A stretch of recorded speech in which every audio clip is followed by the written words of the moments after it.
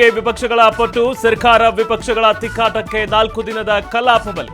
ಯಾವುದೇ ಚರ್ಚೆ ಇಲ್ಲದೆ ಸೋಮವಾರಕ್ಕೆ ಮುಂದೂಡಿಕೆ.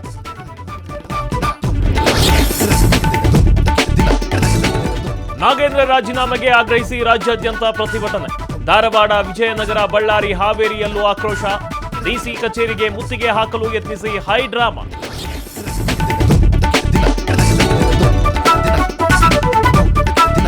ಇಂದು ಸಿಎಂ ನೇತೃತ್ವದಲ್ಲಿ ಮಹತ್ವದ ಸಚಿವ ಸಂಪುಟ ಸಭೆ. ವಿಧಾನಸೌಧದ ಕ್ಯಾಬಿನೆಟ್ ಹಾಲ್ನಲ್ಲೇ ಮೀಟಿಂಗ್. ಹಲವು ಮಹತ್ವದ ವಿಷಯಗಳ ಬಗ್ಗೆ ಚರ್ಚೆ ಸಾಧ್ಯತೆ.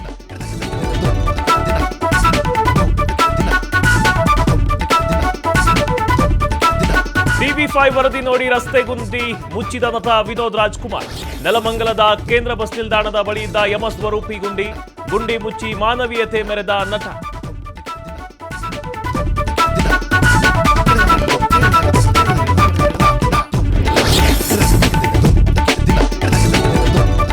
ಮಹಾರಾಷ್ಟ್ರದಲ್ಲಿ ಬೆಳಗಾವಿ ಮೂಲದ ದಂಪತಿ ಹತ್ಯೆಗೆ ಖಂಡನೆ.